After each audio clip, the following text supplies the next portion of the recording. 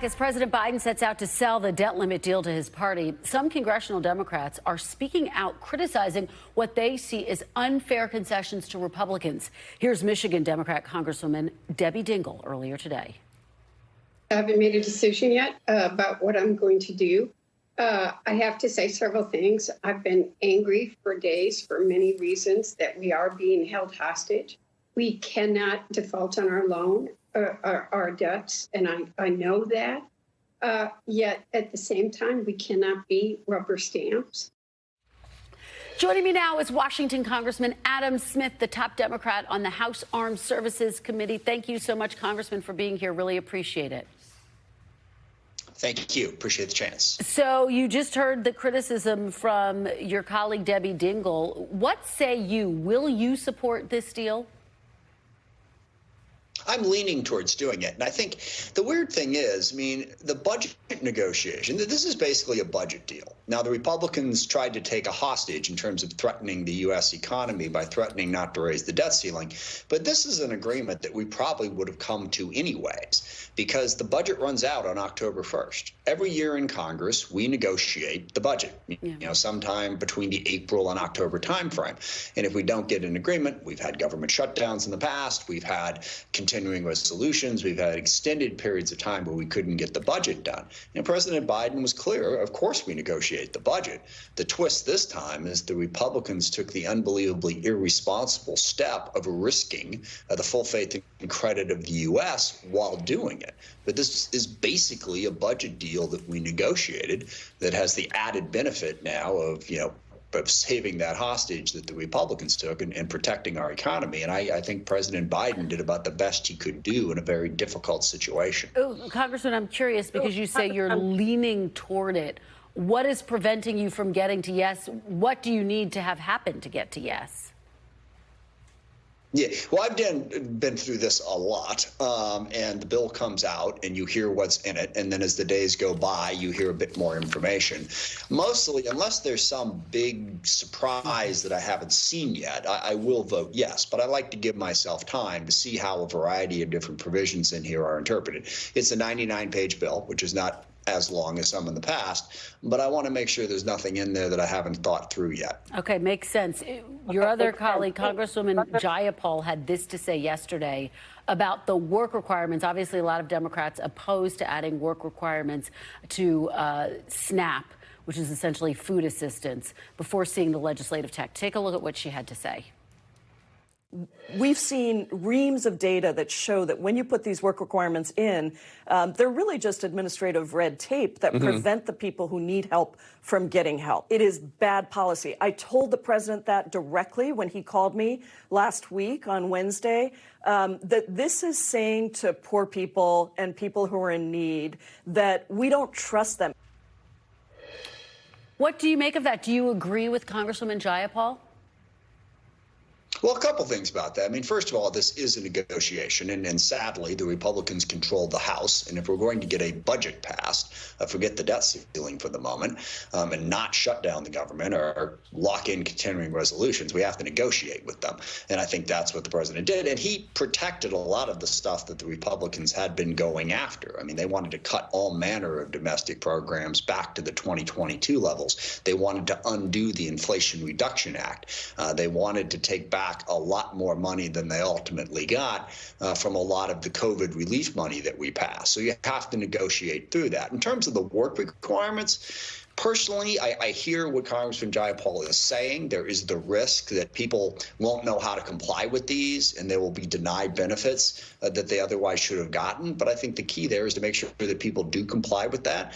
And there are provisions. You have to be able-bodied, basically. You know, if you are in any situation where you're disabled, you are not required to do this. I mean, I don't know that I'm enthusiastic about the work requirements, but I don't think when you're talking about SNAP and TANF that it's that unreasonable. Basically what they did, there have been work requirements in place up to 49. Right. They now put those work requirements in place up to 54.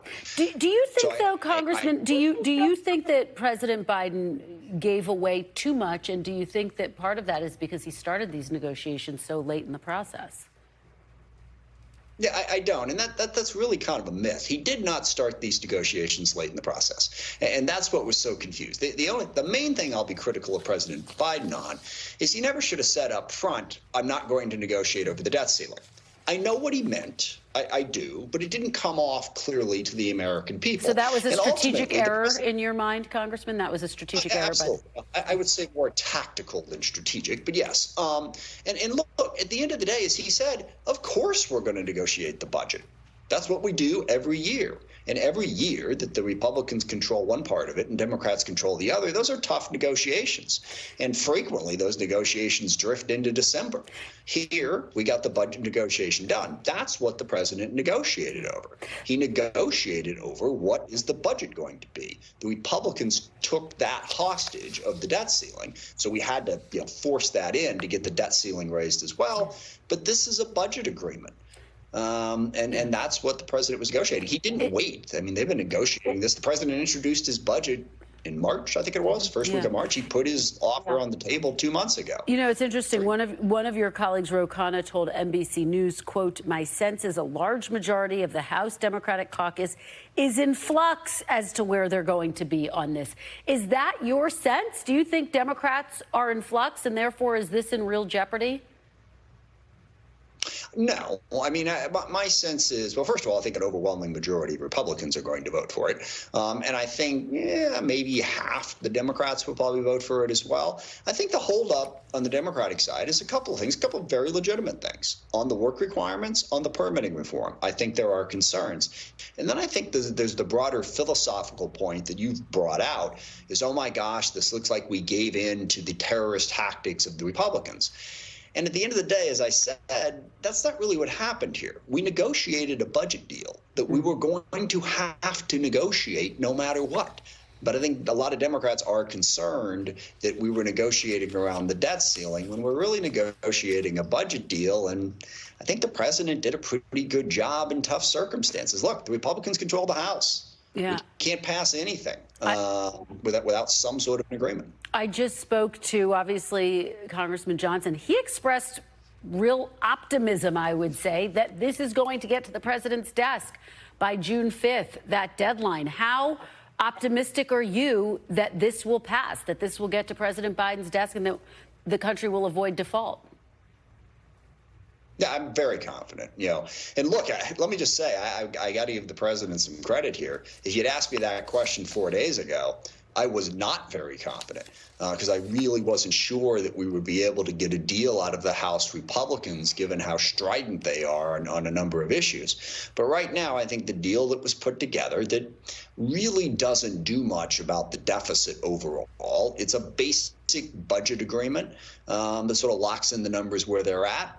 I'm pretty confident that it'll get through the House. The Senate may take a couple extra days because of their procedural hurdles, but it sounds like this has decent bipartisan support, even though it's not perfect. This is not what I would have ideally implemented. But again, politics is about compromise. You have to get the votes, House, Senate, and the White House. And if we didn't get the votes, then you'd have the debt ceiling, but you'd also have a government shutdown, and you wouldn't have any of these programs being funded. Ultimately, we had to get a budget deal. All right. Congressman Adam Smith, thank you so much for joining us on this Memorial Day. We really appreciate it. It is good to see you. Thank you. Appreciate it. Thanks for watching our YouTube channel. Follow today's top stories and breaking news by downloading the NBC News app.